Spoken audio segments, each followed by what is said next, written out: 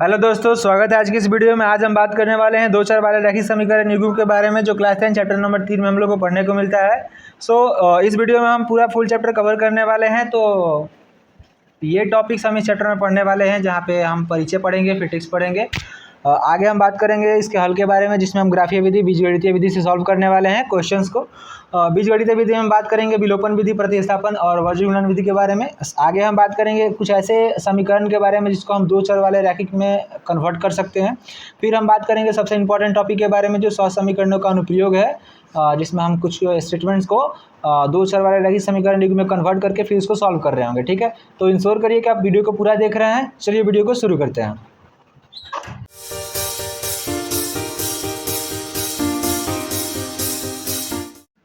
चलिए first topic start करते हैं। दो चर वाले रैखिक समीकरण होता क्या है समझते हैं। इसमें लिखा गया यहाँ पे रैखिक समीकरण। रैखिक समीकरण होता क्या है?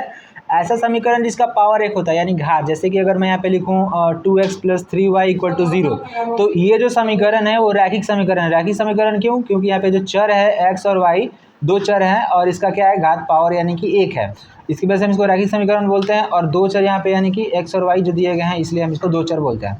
तो इसी के बारे में हमको पढ़ना है। और एक बात ध्यान रखिएगा, अगर एक चर वाला रैखिक समीकरण होता है तो हम उसको एक इक्वेशन से सॉल्व कर सकते हैं। जैसे कि मेरे पास अगर 3x + 2 = 0 हो, तो x का वैल्यू मेरे को फाइंड करना है, तो मैं यहाँ पे x का वैल्यू -2/3 निकाल सकता हूँ इसी इक्वेशन की मदद से।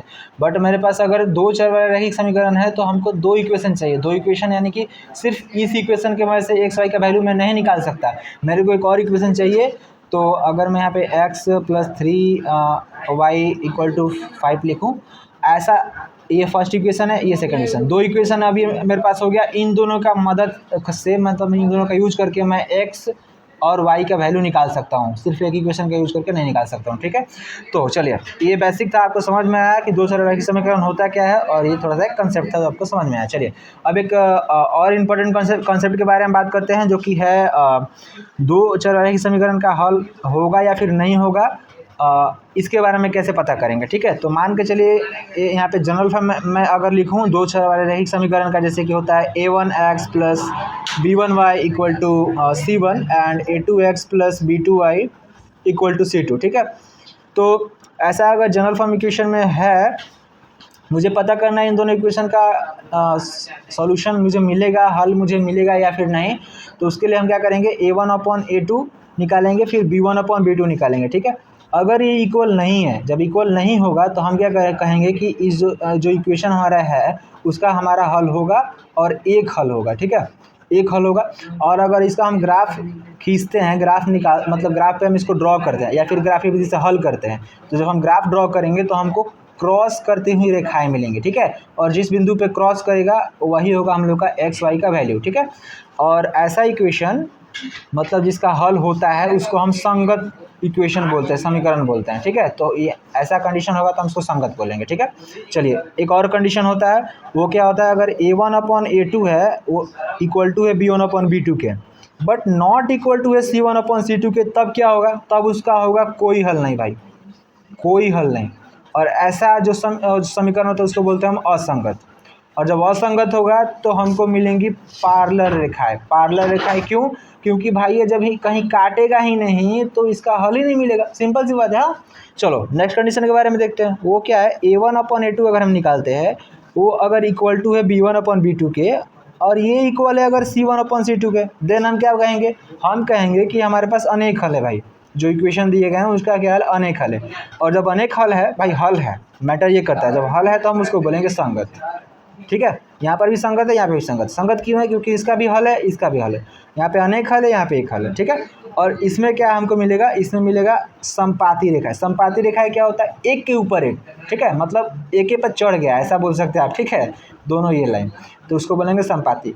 अब ये संपाती क्यों होता है? क्योंकि भाई हर पॉइंट पे वो क्या कर रहा है, क्रॉस कर रहा है, और हर पॉइंट पे हमको उसका सोल्यूशन मिल रहा है, यानी अनेक हल मिल रहा है, इसलिए ये संपाती हो जाता है। ठीक है, तो ये कॉन्सेप्ट आपको ध्यान रखना है, पूरे चैप्टर में यूज होगा ये। ठीक है, चलिए अब इस पे कुछ क्वेश्चंस लेके देखते हैं। सो नाउ अब हम सॉल्व करते हैं कुछ क्वेश्चन जो हमने कॉन्सेप्ट पढ़ा उसी पे बेस्ड है। यहाँ पे क्वेश्चन क्या कह रहा है, कि ज्ञात करें कि समीकरण का हल है या फिर नहीं है। भाई हल है या फिर नहीं है ये कैसे ज्ञात करेंगे। अभी हमने जो कॉन्सेप्ट पढ़ा उसका यूज करते हैं। उसमें क्या था कि कोफिशिएंट यानी कि गुणांक होता है, गुणांक का यूज़ करके हम निकाल सकते हैं। गुणांक क्या था, A1 जो है और A2 जो था वो गुणांक ही था, उसको कोफिशिएंट बोल सकते हैं इंग्लिश में, ठीक है। तो यहाँ पे A1 A2 क्या है, 1 है, यहाँ पे भी 1 है। यहाँ पे B1 B2 क्या है, यहाँ पे 1 है और यहाँ पे -1 है। अब देखिए A1 अपन A2 निकालेंगे तो क्या आएगा, हमारा 1 आएगा, और B1 अपन B2 निकालेंगे तो क्या आएगा, यहाँ पे -1 आ जाएगा, ठीक है।